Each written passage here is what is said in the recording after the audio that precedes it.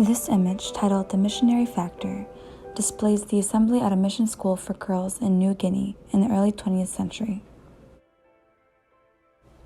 The historical context behind this image takes place at the peak of European imperialism in the early 20th century. Powerful nations colonized regions in Africa and Asia for economic interests, as well as to fulfill the 3 Gs of imperialism. These would include God, gold, and glory to the motherland. The intended audience behind this image includes the European masses back in the motherland. Many times, these pictures were published in newspapers and magazines to be celebrated, and were available for all to see. The purpose behind this image was to capture the height of imperialism as Europeans would like it to be seen. Colonization and the forced assimilation of culture was seen as an accomplishment to be celebrated, as it was thought of as civilizing the barbarians. As you can see, the girls in the image are being indoctrinated with not only Christianity, but also the European culture and gender roles, leading to a thorough forced assimilation of all Western values. This image takes a social Darwinistic point of view, as the white race and culture was seen as superior to the domestic colonized population.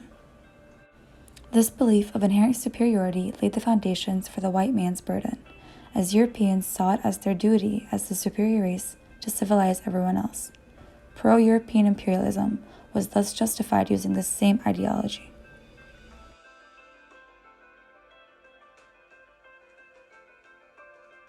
This photograph, titled Women in Peanut Production in Gambia, displays local women threshing peanut plants, as peanuts were the main export in the Gambian economy. The historical context behind this photograph takes place during the scramble for Africa, as British imperialism sought to solely reap the benefits in raw materials amidst its many European rivals.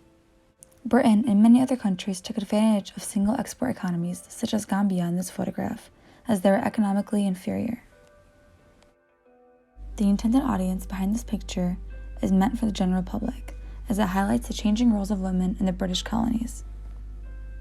Due to this change in gender roles, women of impoverished rural families often became the independent heads of their households in absence of their husbands. The purpose of this photograph is meant to emphasize the importance of manual labor and the full involvement of all able-bodied populations in order to reap the most financial benefits for Britain. This document is biased in favor of British economic achievement as well as the means necessary to attain such benefits.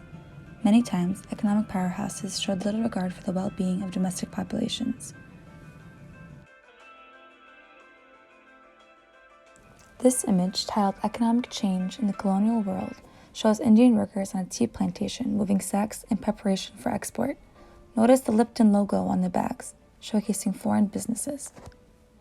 The context of this image takes place during the growth of large-scale foreign investment and the economic transformations of the colonial era in the early 20th century. This is meant to attract big European businesses to increase foreign investment, as well as attracting foreign workers to compromise a cheap workforce. The purpose of this image is to display the impacts of European investment on foreign economies as they grew substantially. As shown above, huge plantations spread all along Southeast Asia, attracting thousands of poor workers seeking employment. The point of view is biased in favor of British economic imperialism of Southeast Asia, as it showcases the creation of jobs and a boosted economy in the region. However, this doesn't take into account the inhumane treatment of the workers employed under British businesses, as they were paid poorly and subject to strict control.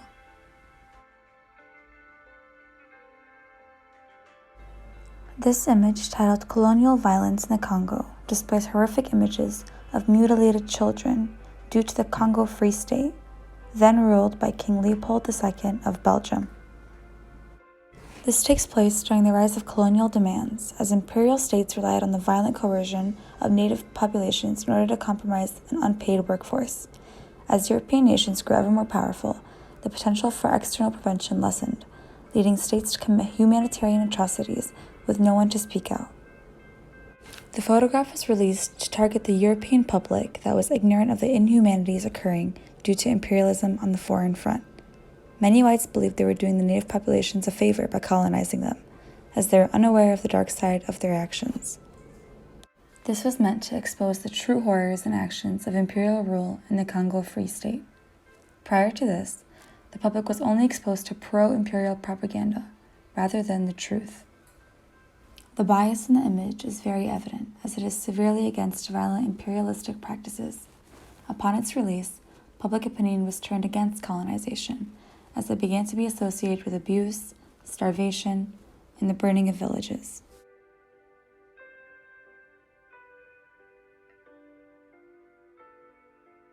This image, titled European Master and Indian Servants, shows a young European gentleman being attended to by his multiple servants as he sits above them. Dated in 1812, this takes place during the British colonization of India, as racial prejudice was used to justify imperial rule. The depiction is meant to appeal to white European colonialists, as it shows them in an elevated status above the Indians. This is meant to display European superiority and the exalted status of colonialists over India's own native population. The image is in favor of white superiority, as many times colonialists used Brahmin ideology and traditional Indian sacred texts to justify a racial caste system dominated by whites. By doing so, they were effectively able to stifle any sort of Indian resistance.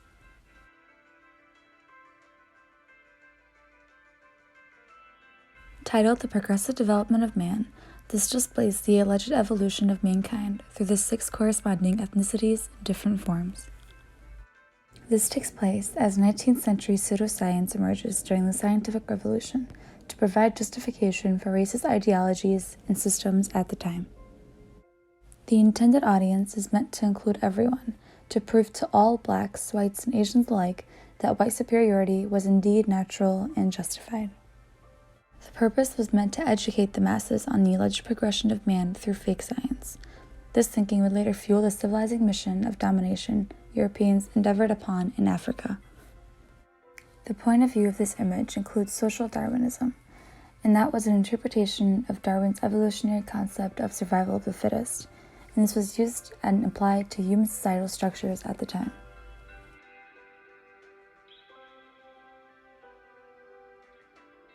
This image, titled Electrification and Counter-Revolution, presents a Russian Bolshevik worker bringing metaphorical light amidst his opponents, who seek to put him down. This takes place following the Russian Revolution and the Russian Civil War after World War I, as the people rose up against the oppressive Tsar regime in support of social reform. The Bolshevik Socialist Party rose up and gained political power, later establishing the USSR regime. This appeals to Russian socialists and the Bolshevik Party supporters, as they are painted in a positive light. The purpose behind this image is to garner support for the revolution and unite the masses against the traditional oppressive forces, these being the Tsar, the Church, and the elite. This paints the communist worker as the bringer of light and modernity against the traditional backwards Russian society. This image is pro-Bolshevik propaganda, as it is in favor of communism and USSR power and against traditional oppressive Russian forces. This image, titled Colonial Rivalries, shows Africa as a sleeping giant while other countries claim their territories and slowly chip away at the continent. This takes place during the scramble for Africa, as multiple countries rush to lay their claim over the expansive regions of the continent. The audience is meant to appeal to the European public, as the image was published in a British humor and satire magazine. The purpose of this image is meant to showcase the vulnerability and helplessness of Africa, as it is defenseless against the powerful imperial nations. The depiction of Africa as a sleeping giant is very similar to the depiction of the Ottoman Empire as the sick man of Europe. Lastly, the bias in this image is in support of colonization, due to Africa being portrayed in chains in a very demeaning and patronizing manner.